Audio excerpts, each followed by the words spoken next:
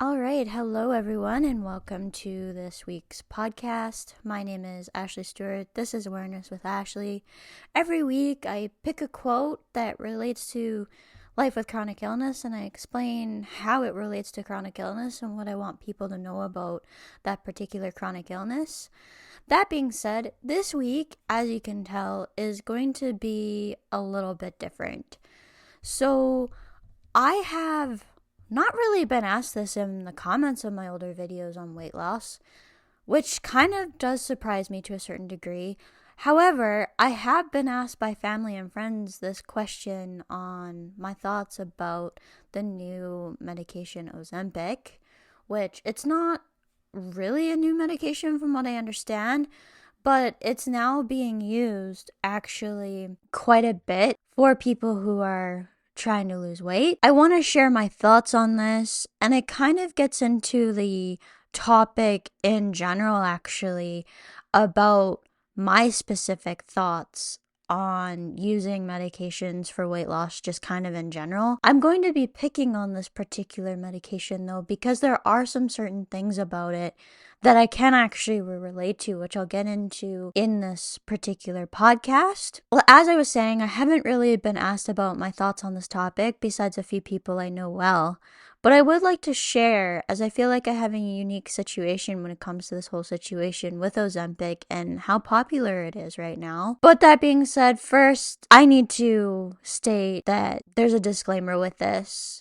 I am not a doctor, nor do I have any medical credentials besides some basic nutrition that I took during my biochemistry degree. That being said, your medical team does know you the best when it comes to the situation you are in. If you have exhausted all other options and could possibly lose weight with Ozempic, I'd say go for it, especially if it might save your eyesight in the process. I come at this from someone who has lost weight and successfully kept it off for a few years now.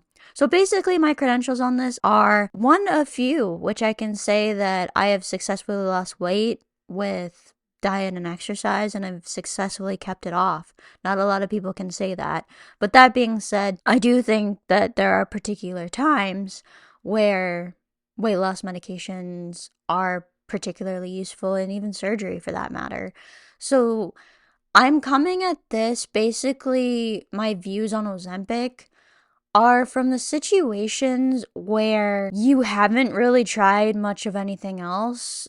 In all honesty, like, you haven't actually given these other options a try, and they're like prescribing you Ozempic because it's kind of the trendy thing to do right now, it seems like, for everybody. I feel like I have a unique perspective on this because, like I said, I've been successfully able to keep my weight off for a few years now. I want to first get into my feelings on Ozempic for weight loss, and let me tell you, I've got a lot here, but I'm basically only covering like the few biggest issues and the few things that actually came to my mind. It's going to be not an all-inclusive list, but it's going to cover the biggest ones. The first one being the basic question: what happens when you get down to your desired weight? Do you stop the medication? If you do, won't you just gain the weight back again, as you haven't made the necessary lifestyle changes to make weight loss successful in the first place? Losing weight is actually a lot like awakening. So for those of you who are following my meditation and awakening journey, I've actually covered this in previous podcasts. I've said how this journey with awakening is kind of like your awakening, basically that initial first shift is kind of just the start of this whole thing, and then there's so much after. Well, the same is true with weight loss, actually. So when you are losing weight, it's essentially just the start of it, because once you've lost the weight and have gotten to your desired weight or your desired goal, which we all reach eventually if we're on a weight loss journey, what happens when you have reached that? Do you continue with the medication? Do you stop the medication? And what happens if you have been rushed onto this medication without trying other things? And do you stop the medication? Like, is this a lifelong thing? And this brings up a lot of questions that if someone answers, well, yes, it will be a lifelong thing, because if you obviously go off the medication, you're going to have everything come back. Well, that just opens another can of worms that I'm not actually going to get into today. When weight loss is what people see really from the start because they haven't actually achieved it. They don't realize that there's a whole nother longer thing that starts actually after you've lost the weight to begin with. And it's kind of the same when it comes to awakening. People only look at that initial shift, and once they've achieved that, they don't realize there's a whole other set of things that happens after, basically. It's kind of an interesting example to cover because those of you who are on the journey will completely get it. But it's probably a bad example, honestly, to use for a majority of the population. Weight loss is just the start of essentially what is the rest of the entire story, because your work doesn't stop once you get to your desired goal, essentially. The second biggest thing that I want to cover actually is, those of you who know, I am actually a pharmacy assistant, and one of my jobs actually is to maintain the stock in the pharmacy, and I am aware of pretty much all of the shortages that we have right now. None of them really make any sense, actually, besides Ozempic, because of how popular it is right now, at least in my opinion. As a pharmacy assistant, we are currently having massive problems keeping this medication in stock because of people using it for weight loss. This is actually harming others as they can't get the medication they need. So, for those of you who don't know, Ozempic's original desired use or original intended use is for people with uncontrolled type 2 diabetes. And a lot of these people have exhausted every other options to keep their blood sugars in check. And they're kind of at the end of basically options to use once they're on Ozempic. A lot of people find that this medication works very well for this desired intended use and actually does help them quite a bit. And because of that, they're being harmed in this case. Type 2 diabetes is completely different than losing weight. This puts actually us frontline pharmacy staff in a tough situation, as some people are understandably upset that they can't get the medication they need. It's obviously not the only shortage that's happening right now. Those of you who are in the pharmacy space will know that there's a lot of other medications actually that we can't get in stock either right now. But it's something that it is directly impacting us actually quite a bit because of how particularly popular this medication has become. The next thing I want to get into is addressing lifestyle factors. Many people might claim that they aren't just going to use the medication to lose weight, and they'll make the changes they need to. However, most people like an easy solution, or what they think in their mind is an easy solution. Losing weight is losing weight, but what about addressing the bad habits too? Examples for me, which I'm going to actually cover a little bit later on in the podcast, are not drinking my calories and keeping my stress low. This is what I found actually helps me with maintaining my weight loss. Because you're relying so heavily on a medication to lose the weight, you're not really addressing these underlying issues that will inevitably come up again, basically. You'll see a difference on the scale because these medications do work for weight loss. But what I'm essentially getting at here is the sustainability of just focusing on the numbers. And just focusing on the numbers, you don't address the overall issue at all. The fourth thing I want to cover with this is the fact that it's an injection. So I am actually on a needle. Those of you who know, I've talked about it all of the time. I'm on Aimovig for migraine prevention, and it's also an injection. But it's an injection I do once every 4 weeks. I do this injection once every 4 weeks. From what I understand, Ozempic is a weekly one. It's a weekly injection. It's not fun giving yourself a needle, even every 4 weeks. And to have to do it weekly for the rest of your life to maintain weight loss, I'd be pretty sad about that, honestly.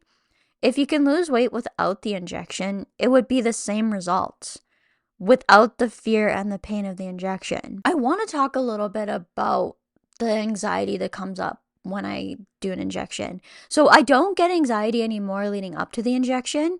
I used to actually do it first thing in the morning because I would think about it all day if it was the day that I had to give myself my Aimovig needle. And then that's all I would think about all day. However, that's changed because of what's happening right now with this awakening stuff. So time is not really a thing. And That being said, I still get nervous as soon as I remove the safety cap. As soon as I remove the safety cap, which is, or maybe it's not even then, maybe it's when I'm doing the alcohol rub actually, is when I actually get a little bit of nerves. It's a little bit of anxiety, and it's because my Ozempic needle can hurt quite a bit. Although it's 20 seconds to save several days of migraine pain, which is a lot worse, it's still an injection. There's still a fear and a nervousness that happens with an injection. And I do this once a month. I do it once every 28 days. I can't imagine having to do an injection like this weekly, like once every 7 days. I mean, I could do it if I had to, but like, why do this for weight loss if you don't have to? I guess is my whole question. Like, you'll get used to it because I've gotten used to the Ozempic needle, but there's still that anticipation. There's still that anxiousness. Some people are going to be a lot worse than that than others. Like I said, I've managed to tame my anxiety quite a bit by having a meditation practice and what's going on with this whole journey that I can't actually talk about. However, it happens no matter how much you get used to giving yourself the injection. There's still a fear that comes with that. And, you know, it's not something that's talked about a lot. Even with a lot of practice with this, I still get nervous because it's still an injection. The next one I want to get into is cost. With any newer medications that are particularly brand name, you're always going to have cost be a factor. Even in Canada, where we have essentially universal healthcare, our pharmacy system, although some medications can be kind of helped by government depending on your income, depending on if you meet certain criteria with medications, you're using this for weight loss. So unless you have really, really good private coverage in Canada, you're going to be paying a lot of money for this every month. It's expensive. It's not Ozempic expensive, not even close, but it's still very expensive. This can be a humongous factor for people who don't have insurance. And when you're looking at people with IIH, the chances that they're going to have insurance through an employer or really anything are pretty much zero because you're unable to work when you're that sick. So cost needs to be a factor with this. Now, getting into cost of losing weight without medications, there is essentially no cost. You can, yes, healthier food and groceries is expensive with inflation these days. However, you're actually going to be saving some money in the end because you're not eating out. A lot of us who have weight issues, eating out is a big thing. I'm going to get into this when I talk about the next section about my weight loss journey as well. However, cost for this needle is going to be unaffordable for pretty much everybody that I'm pretty much talking about the situation with, which is the people with IIH and whether I would have been able to afford this injection before. The answer is no, because I wasn't working. Cost is going to be a big factor for people in this case, and you can essentially lose weight for the cost of groceries if you start out by even just walking. Like most movement, you don't need a gym membership to lose weight at all. Therefore, cost of doing this the old-fashioned way, although it's going to be slower and it's harder, it's going to be cheaper. So that being said, cost is going to be a huge factor when it comes to this particular medication because it is new and it's brand name. Those are the two biggest factors. I do actually have more than this, but for time purposes, I'm going to leave it here as I think I've addressed kind of these bigger issues that kind of come to mind. And actually, I had forgotten originally to talk about cost. It cost actually, if I was to rank like these kind of in my biggest areas of concern, I would have put this as actually number 2. So the number 1 actually is my number 1 biggest concern, like what happens when you successfully lose weight, and it's essentially time to talk about coming off the medication, like kind of what happened with me with the acetazolamide. This would be number 2, if not even ahead of what happens if you're successful with weight loss, because you would have to be able to afford it for long enough that you can successfully lose weight. And I guess maybe another big thing that we need to talk about is the time it takes to successfully lose weight safely. I lost weight I successfully started to get some success with weight loss, I think at the end of 2018. And it took until pretty much the following year in 2020 before I successfully lost weight. Now, there's a few reasons for that, which I do cover when I talk about my weight loss journey, which is coming up next, that I do actually want to cover. However, losing weight successfully is, especially if you have a lot of weight to lose. I actually had a lot of weight, like for considering how small I am. So I'm only like 5'2", but I weighed about, I think it was 178 pounds, actually no, it was in the 180s. I was maybe in the 180s when I was at the heaviest. And now I'm about 135 to 140, depending on the time of the month and liquid retention and all of that things that happens when you're female with hormones. That amount of weight loss took me a year. So if you're, let's say, in the 200s and you're a taller person and all of that, or even you're quite significantly overweight, you're looking at quite a while before you have successful weight loss in a healthy way. And like, I think the average that they say for successful and healthy weight loss is about 1 to 2 pounds a week.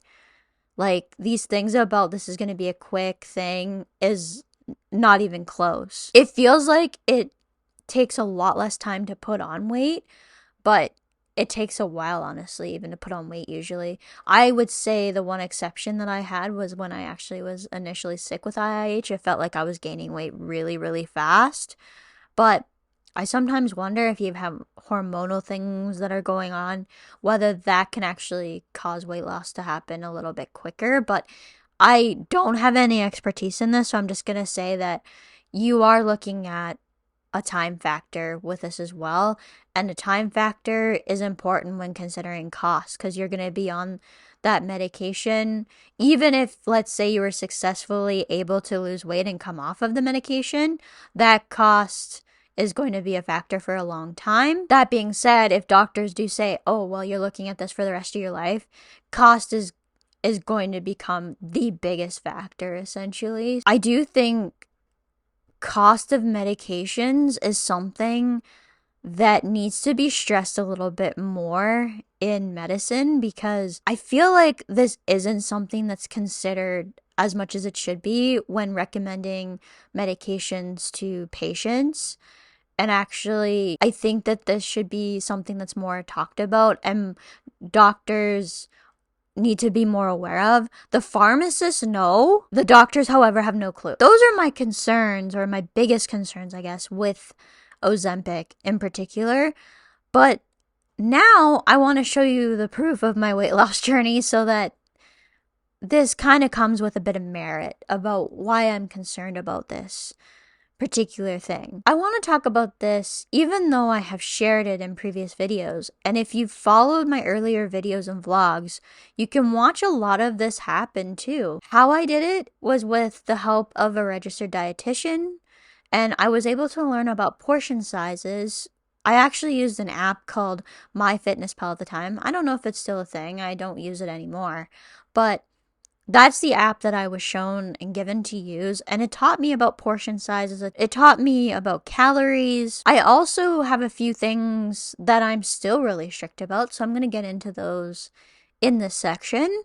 So this is more about not really my particular weight loss journey, but what I found during my weight loss journey that I've kept and has continued to help me essentially with maintaining my weight loss successfully. The biggest thing I probably do, and I tell this to people who are actually struggling with finding the time to exercise, is I don't drink my calories. And this is probably the biggest thing that I do. You can easily have an extra meal plus a little if you have anything but water every single day, and even actually multiple times throughout the day. I think you could easily get an extra meal easily. And just a note that I don't actually drink coffee, but if you do and you use like milk, cream, or sugar, to just be careful, as this can be a particularly big source of hidden calories, especially because a lot of the population seems to need to have caffeine to wake up in the morning. That being said, said, exercise can be hard to do these days due to the lack of energy from work. As I said, I pretty much, when I'm working, that's all I do. And it's because it's the only, it takes all of my spoons. Work is also a factor because there's a lack of time as well. So this helps keep my calories where I won't gain as long as I'm not sitting on my butt all day, which my job helps me with because it's a very active job. It's not as active as it could be sometimes, but it's still a thing. And I'm on my feet. I'm making several steps a day, and there's some days where I don't make as many steps, but it's on my feet. I'm active, and that's basically the bottom line of it. I drink water. This also helps with hunger too, but I drink water and I don't drink my calories. I basically pick a day of the week where I want to have something that has a little bit of calories in it. Often it's like a glass of chocolate milk or something, and it's about half of the portion that I know is technically the portion that the jug says is a portion. And if you look at the portion sizes actually on the jug of chocolate milk, and you were to have 2 portions of that, that can be like 2/3 of a meal, basically. I think this would be an interesting exercise actually to do for those of you who do like to have something with calories in it, whether it be juices or milk or worse, pops or those kind of things. You guys call that soda in the US. I think you'd be surprised if you were to add that up over the course of the day and then add it up over the course of the week and find out how many calories you'd be saving yourself if you switched it for water. That would probably be, if I was to give anyone weight loss advice where they're strapped for time and struggle with working out, that would be it. You would get a lot of success actually off of that just alone, I think. Even if you didn't have an active job, I think you'd probably get a lot of success with that because you're not taking in those extra calories that aren't making you feel full. The second biggest thing that I do is I manage my stress and I try to keep it as low as possible. This is where I feel my meditation helps me a lot with keeping weight off. I'm a person who can't eat when really stressed, but once I feel okay, I will actually binge. It's one of the reasons I don't do one meal a day too, also called OMAD. It's about finding what works for you, and also being mindful about when I'm actually hungry is critically important too. I just briefly mentioned OMAD. So 1 meal a day, or OMAD, is where you essentially only eat 1 meal a day, and you can pretty much eat whatever you want because it's like you essentially get all the calories that you would in a day in your 1 meal. However, I find that I get too hungry and I eat way too much and I feel worse. I mean, I like fasting, so I actually start off my day with a protein bar usually. I find that it keeps me full enough because I have a later lunch actually. I eat it around 1 o'clock usually, depending on the day, but most times it's around 1 o'clock. So it's very hard for me to go completely fasting for the morning and not binge in the evening. So I do actually usually have a protein bar for breakfast. That's it though. And then lunch, I have usually whatever's left over from the night before. So it's a pretty decent meal. And then at dinner, as what I call in my area of Canada supper, it's whatever we have that night that's essentially cooked. And depending on how much I've eaten at lunch, I will kind of manipulate that to be about what I think I should be eating. And then I usually don't have many desserts. I usually don't have any snacks in the evening. There are some exceptions, of course, obviously, but that's essentially my meals for the day, and it helps a lot. By not fasting too much, it helps me from that, but that's one of the reasons why the not drinking my calories is so successful too, because I know kind of how much I've had. And when you kind of get into those more caloric drinks, it's hard to know exactly how much you've had, and you don't feel full with those calories, as I was saying. The third biggest thing is eating at home. So for those of you who can eat out easily, I actually do suggest trying to eat out at home more. I don't actually have the luxury of eating out a lot, as it is because I'm gluten-free, which I've been for over a decade now. I went gluten-free in 2012, and I actually get really, really sick when I have any even small amount of cross-contamination. But for those of you who can eat out easily, try to eat at home as much as you can. If you do have to eat out though, do what you're doing before. Only have water. It's not only less expensive, I don't know if you guys have paid attention, but a soda or pop, as we call it here, will cost you a lot. And it's a lot of calories, and it adds a lot of extra calories to an already high caloric meal usually when you're eating out. So it's not only less expensive, but it's a lot less calories doing this. Being unable to eat out is a blessing and a curse for me. So it's a blessing because it makes this a lot easier to manage most of the time, because I can't just go and grab whatever fast food is convenient. However, when I'm traveling, this becomes a huge issue because I'm not only gluten-free, but I'm so sensitive that I can't just go and eat out wherever I want. It takes a lot of extra planning, and it's really, really frustrating sometimes. I actually could do a whole video on eating out with being gluten-free. I'm not going to talk about it all that much, but essentially it's both a blessing and a curse. It's a blessing to my weight loss, but it can be very, very hard to travel with. I don't travel a whole bunch, but when I am traveling, it is frustrating and it makes me want to quit being gluten-free, and then it's just not an option though because I get so sick. And the fourth thing is, I would say, mindfulness about when I'm actually hungry versus when I'm bored. I kind of briefly mentioned this, but it's a big one for me. I still catch myself in the evenings wanting a snack if I'm not busy doing something else. I'm aware of it now, but it used to be something I really struggled with. So I used to do a lot of eating while bored or eating while watching TV and eating while watching YouTube, all of that, and it was like terrible things like cookies or chips or all of that. And I mean, I still do occasionally, and I'm a little bit more lenient when I have like food cravings around the time that I had my period and all of that, because it's like only a few days out of the month. Like, it's not going to be a make or break kind of thing, but most of the time it's about being mindful about when I'm actually hungry. And one of the easiest ways you can actually address this is by just not having this junk food around, not buying it in the first place. It makes the willpower, because there is essentially no willpower when it comes to this. You're going to fail miserably if you rely on your willpower when it comes to losing weight. There may be times, I think, where you do feel hungry or you're wanting something and it's not there, but it's a lot harder to actually go out and buy that thing when you're actually wanting it. You'll actually say no a lot easier if it's just not around. So that's kind of the rule I have, I guess, with myself, is try not to have it around in the first place, but then be mindful about when you might actually be hungry versus when you're actually bored or just looking for something to do, basically. It's something that you have to learn a lot of mindfulness about, and actually this is really good way to be more mindful in your life, even if you don't want to have anything to do with meditation. I think those are kind of the biggest things on how I maintain my weight loss. I probably am missing some things, but it's hard to talk about this without actually demonstrating it. And I can't do that on a podcast, obviously. I mean, I could for the video in the end, but I might demonstrate it a bit more when I actually share the shorts for this video. But those are kind of the biggest things that I wanted to cover with this particular thing. So my experience with maintaining and losing weight is that I feel it's a lot more about diet and these lifestyle factors than it is about how much exercise and moving around you're doing.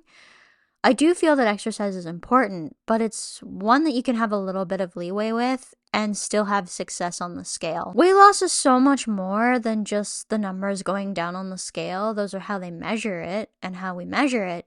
But it's so much more than that. Basically, bypassing that with a medication, I just think is not a smart decision.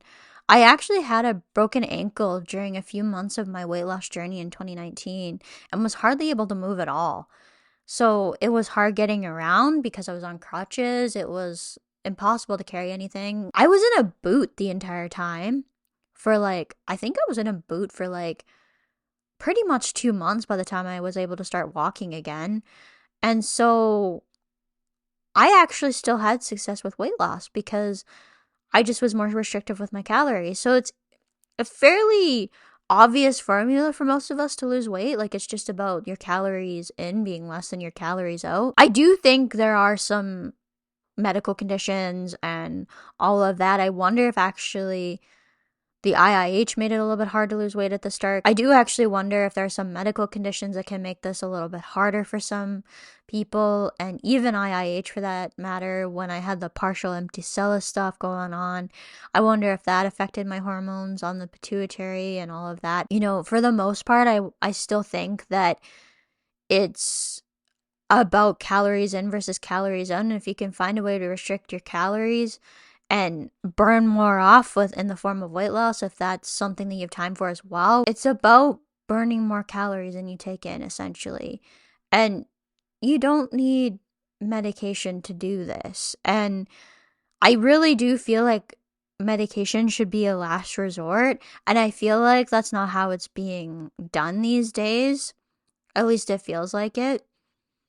And so obesity is a huge problem, and IIH is an example for many of us, about why it shouldn't be ignored or claim that there are no ill effects from it. I could get into a whole nother video on the health at every size thing. The bottom line with this is my IIH is in remission right now, likely due to weight loss.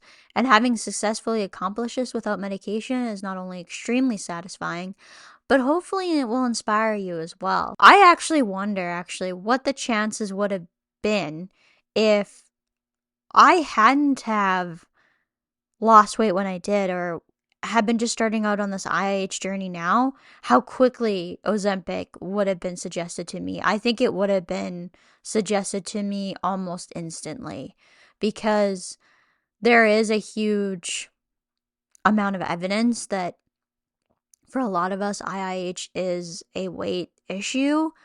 And I mean, I'm a prime example of the classic textbook case of IIH where I've lost weight and it's gone into remission.